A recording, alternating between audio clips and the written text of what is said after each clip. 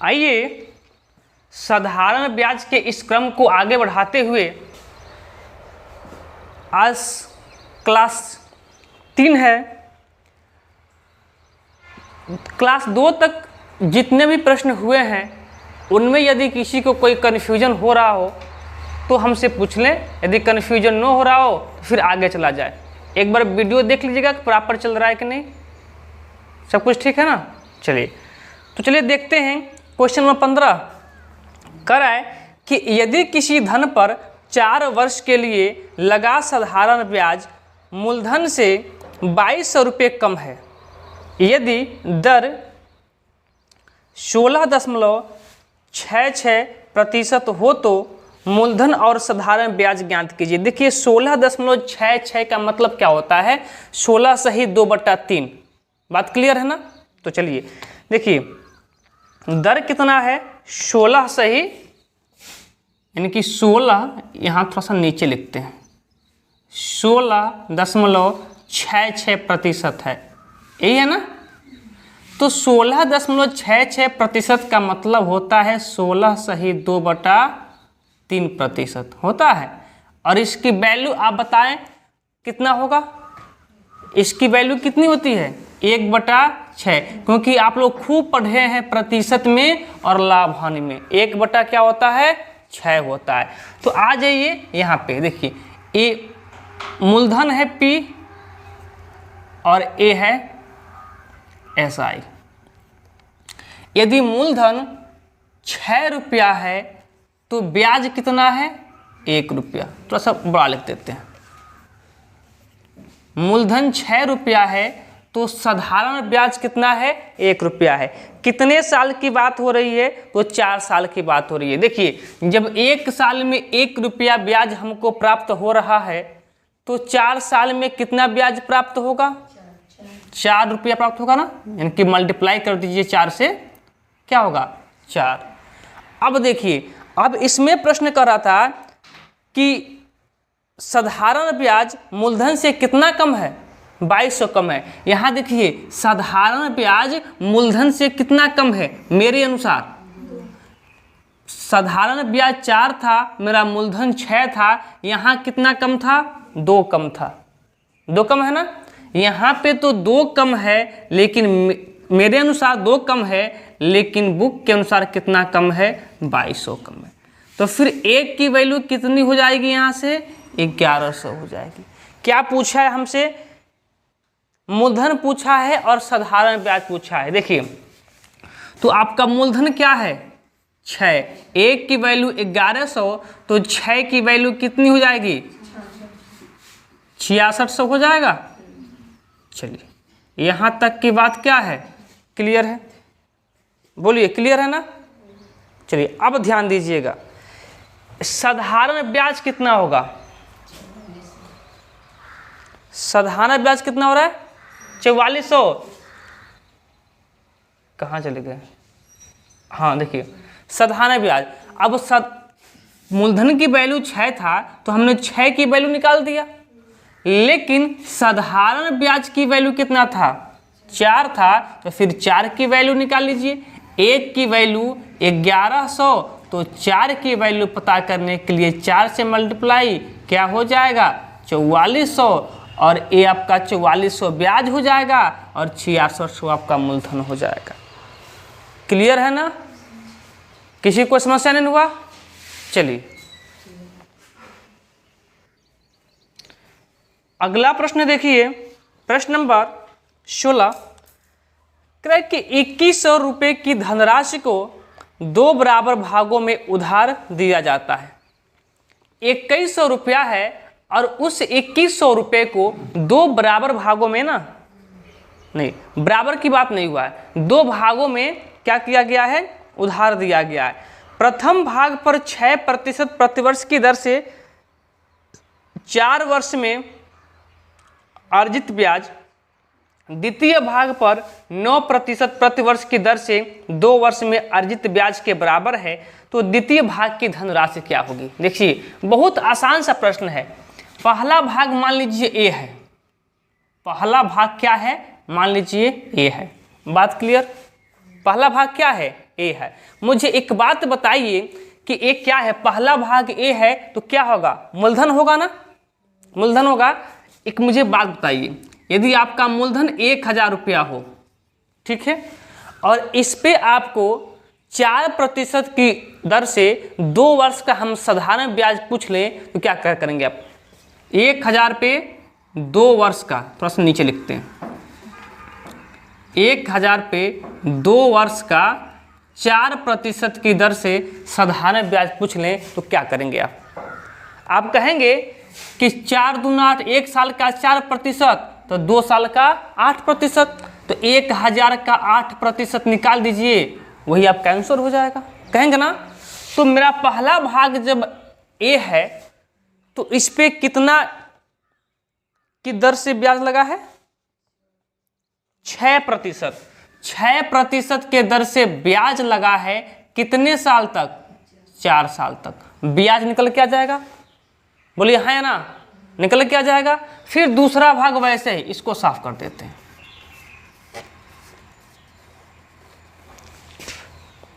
वैसे ही दूसरा भाग देखिए, दूसरा भाग मान लीजिए बी है, तो इसका ब्याज कैसे निकालेंगे? तो वही प्रतिशत और क्या कर दीजिए, वर्ष का मल्टीप्लाई कर दीजिए 9% की दर से 2 वर्ष का। 2 वर्ष का साधारण ब्याज क्या है? बराबर है, क्या है? बराबर है, इसलिए बराबर का सिंबल। बोलिएगा यहाँ तक किसी को कोई समस्या नहीं है ना? हमने क्यों लिखा है? क्योंकि ब्याज निकालने के लिए हम मूलधन का जितना प्रतिशत होता है समय से मल्टीप्लाई करके निकाल लेते हैं। नहीं तो कहिए तो मैं फिर से एक बार इसको एक्सप्लेन करूं, क्लियर है ना? क्लियर है ना?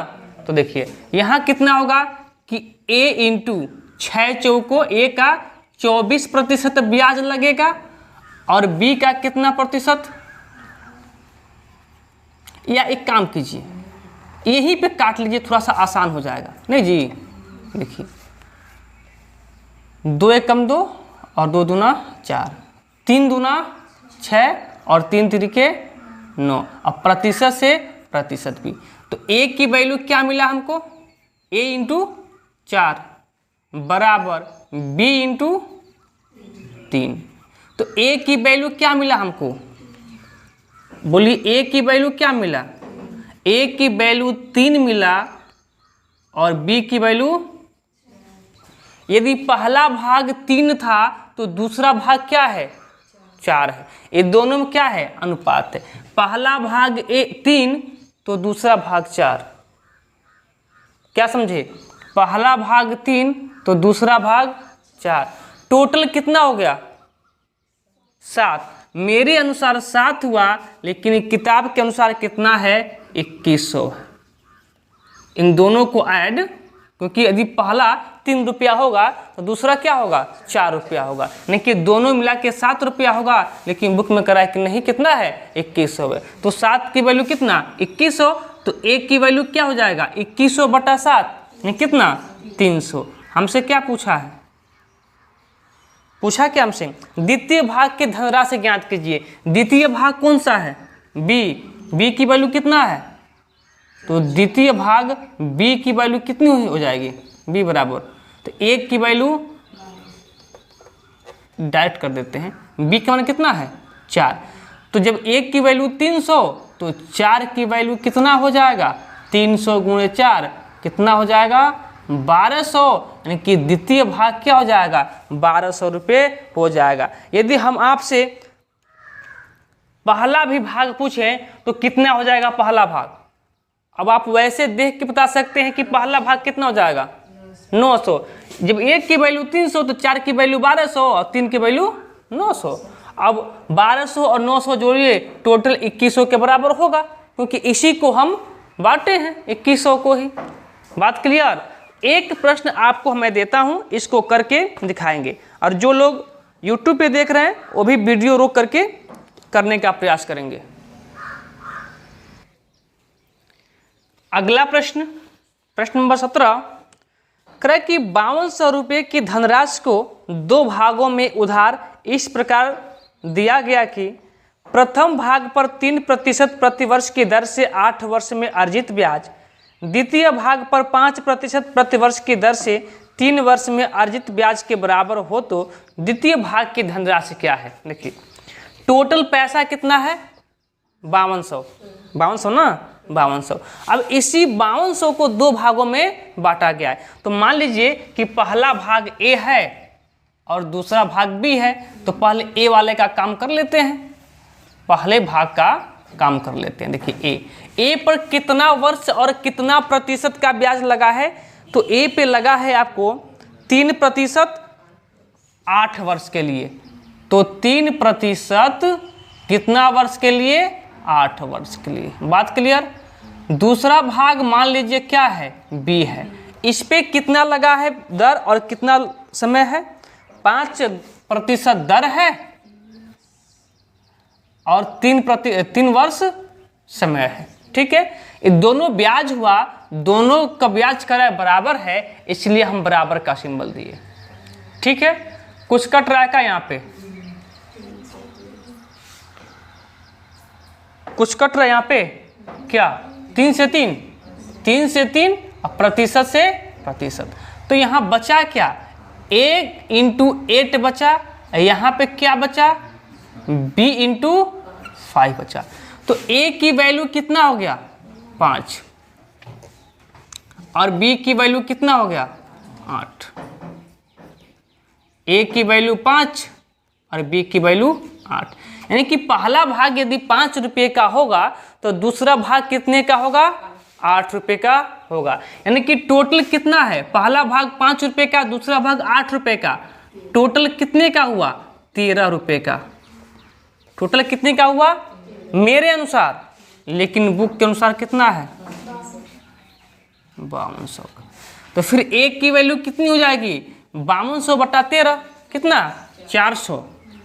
प्रश्न में पूछा क्या है द्वितीय भाग, तो द्वितीय भाग कितना है, एक की वैल्यू 400 तो द्वितीय भाग कितना है 8, तो फिर 8 की वैल्यू क्या हो जाएगा 8 की वैल्यू 400 × कितना 8 और 8 चौको कितना होता है 3200। यही आपका दूसरा भाग हो जाएगा। आप हमें पहला भाग भी बताएंगे कि पहला भाग कितना हो जाएगा। अगला प्रश्न देखिए, कह रहा कि कोई धन 2 वर्षों में, कोई धन 2 वर्षों में 2100 रुपये तथा 5 वर्षों में 2250 रुपये हो जाता है, धन व दर ज्ञात कीजिए। देखिए 2 वर्ष में कितना हो जा रहा है 2100, ऊपर ठीक लिखे है ना या फिर और नीचे लिखे, नहीं चलिए ठीक है। 2 वर्षों में 2100 हो जाता है और 5 वर्षों में कितना हो जाता है 2250 हो जाता है। ठीक है, यहाँ अंतर निकालिए, 5 साल और 2 साल अंतर कितना है, यहाँ कितने का अंतर है 150 का। ये अंतर क्यों आया, क्योंकि जब मेरा तो मूलधन एक ही होगा। साधारण ब्याज में क्या होता है, जो पहले मूलधन हो गया वही मूलधन प्रत्येक वर्ष के लिए चलता रहता है। मूलधन क्या होता है समान होता है, तो मूलधन तो जो पहले होगा मूलधन अभी वही होगा।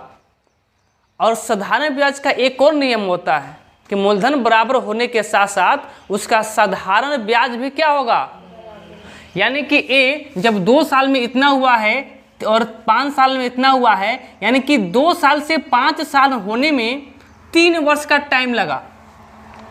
2 वर्ष से 5 वर्ष होने में 3 वर्ष का टाइम लगा और पैसा 2100 से 2250 होने में 150 रुपया ज़्यादा मिला।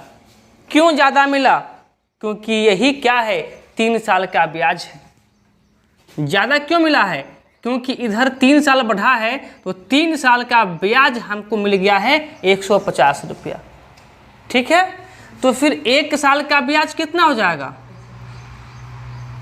150 बटा 3 अर्थात कितना 150 बटा 3 अर्थात कितना 50 रुपया। हमसे क्या पूछा है मूलधन व दर। ठीक है, तो देखिए 1 साल का ब्याज कितना है 50 रुपया। 2 साल में कितना हुआ है? जब 2 साल में 2100 हुआ है तो क्या इसमें ब्याज शामिल होगा? शामिल होगा। आप लोग किसी को 1000 रुपया दिए उधार और 2 साल बाद 1000 रुपया दिए हैं, 2 साल बाद आपको 1100 रुपया मिल गया है, इसमें ब्याज शामिल नहीं है? ब्याज शामिल है। तो मान लीजिए वही व्यक्ति है 2 साल के लिए किसी व्यक्ति को पैसा देता है, तो 2 साल बाद उसे कितना रुपया मिल जाता है? 2100 रुपया मिल जाता है। तो जब 2100 रुपया देता है दूसरा व्यक्ति, तो क्या देगा? जो उसका मूलधन होगा वो तो वापस करेगा ही करेगा, साथ साथ जो ब्याज होगा उसको भी क्या करेगा? वापस करेगा। तो जब 1 साल का ब्याज 50 रुपया हो गया है तो 2 साल का ब्याज कितना निकल के आया होगा? 500। 1 साल का ब्याज 50 रुपया तो 2 साल का ब्याज 100 रुपया ना होगा? क्या होगा? 100 रुपया होगा। देखिए 2 साल में 2100 रुपया दिया है ब्याज के साथ, जिसमें 100 रुपया क्या है? ब्याज है। तो मूलधन कितना हो जाएगा? कोई व्यक्ति ब्याज के साथ 2100 रुपया दिया है, उसमें ब्याज कितना है? 100 रुपया है, तो मूलधन क्या हो जाएगा? 2000 हो जाएगा। बोलिए हाँ या ना? ये तो प्रिंसिपल आ गया, मेरा मूलधन आ गया, लेकिन हमसे क्या पूछा है? दर भी पूछा है, आर का मान। तो दर हमेशा 1 साल के ब्याज पे निकलता है, ध्यान देंगे। दर हमेशा कितने साल के ब्याज पे? 1 साल के ब्याज पे। तो 1 साल का ब्याज कितना है? 50 रुपया। और ब्याज किस पे निकलता है? मूलधन पे। प्रतिशत के लिए क्या होता है? 2 जीरो से 2 जीरो। कुछ मिस्टेक हुआ काजी? नहीं, ठीक है। और 1 जीरो से 1 जीरो। अब जब इसको डिवाइड करेंगे तो क्या मिलेगा? 2.5%, 2.5%, यही आपका दर हो जाएगा। किसी को कोई समस्या है? नहीं है ना? यदि कोई समस्या न हो तो चलिए अगले प्रश्न की ओर चलते हैं। अगला प्रश्न देखिए, सेम पैटर्न का प्रश्न है। आप लोग पहले खुद से करने का प्रयास करेंगे। कह कि कोई धन 5 वर्षों में 10,000 हो जाता है और 7 वर्षों में 10,800 हो जाता है, दर होगी। सेम प्रश्न है। कह कि 5 वर्षों में कितना हो जाता है? 10,000, 10,000 हो जाता है। और 7 वर्षों में कितना हो जाता है? 10,800 हो जाता है। यानी कि 10,800 क्यों हुआ? क्योंकि समय 2 वर्ष बढ़ा है, इसलिए पैसा कितना बढ़ गया है? 800।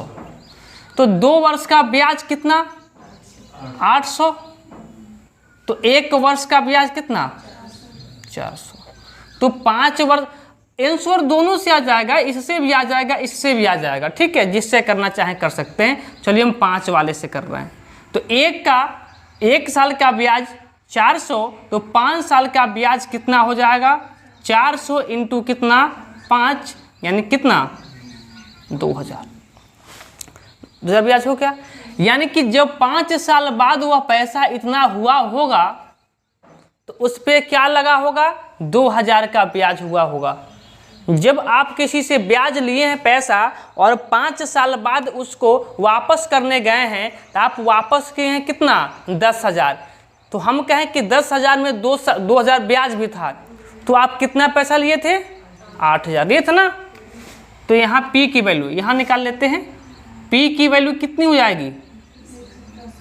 10,000 माइनस 2,000, क्योंकि 10,000 जो दिए थे उसमें 2,000 ब्याज भी शामिल था। तो कितना हो जाएगा? मूलधन हमारा 8,000। हमसे दर पूछा है, तो 1 वर्ष का ब्याज पर ही क्या निकलेगा? दर निकलता है। तो 1 वर्ष का ब्याज कितना है? 400, और बटा में क्या? मूलधन, क्योंकि ब्याज हमेशा मूलधन पर निकलता है। प्रतिशत के लिए 100। 2 जीरो से 2 जीरो और 1 जीरो से 1 जीरो, और 8 पचे कितना होता है? 40। कितना प्रतिशत दर निकल के आ गया? 5% मेरा दर हो जाएगा। बात क्लियर? तो चलिए अगले प्रश्न की ओर।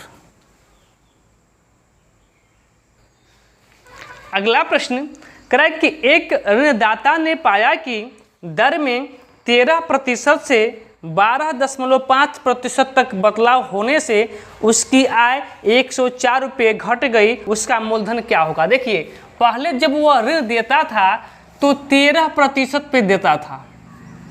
कितना पे? 13% प्रतिवर्ष देता था। लेकिन कोई बात हुआ, जो ऋण लेने वाले थे वो कहे कि नहीं, हम 13% पे नहीं, हम 12.5% पे क्या लेंगे? ब्याज लेंगे। वो कहा ठीक है। तो दर कितना घटा है? दर कितना घटा? अच्छा, 0.5%। अब ई दर घटने की वजह से ऋणदाता को जो पहले लाभ होता था उसमें 104 रुपये की कमी आ गई है। यानी कि जो पर उसका आय था उसमें क्या हो गया है? 104 रुपये की कमी आ गई है। कमी क्यों आई है? क्योंकि पहले वह ब्याज की दर ज़्यादा किया था और अब क्या कर दिया है? आधा % कम कर दिया है। जब ब्याज आधा % कम किए हैं तो आय भी क्या हो गई है? कम हो गई है। तो यहाँ से 1% का यदि हम मान निकालें तो क्या होगा? 104 बटा में कितना? 0.5। मूलधन अपने आप में कितना प्रतिशत होता है? 100% होता है। तो 1% की वैल्यू 104 बटा 0.5, तो 100% की वैल्यू क्या हो जाएगा? 104 बटा, जब यहाँ से दशमलव हटाएंगे तो ऊपर 10 से मल्टीप्लाई हो जाएगा और यहाँ पे 100% की वैल्यू पता करना है तो 100% यहाँ तो रहेगा ही रहेगा। बात क्लियर? हल कीजिए इसको। 5 दूना 10 और 104 दूना कितना होता है? 208। उसके बाद को 0, यही आपका मूलधन हो जाएगा। कितना? 20,800, यही आपका मूलधन हो जाएगा। क्लियर है ना? चलिए अगले प्रश्न की ओर।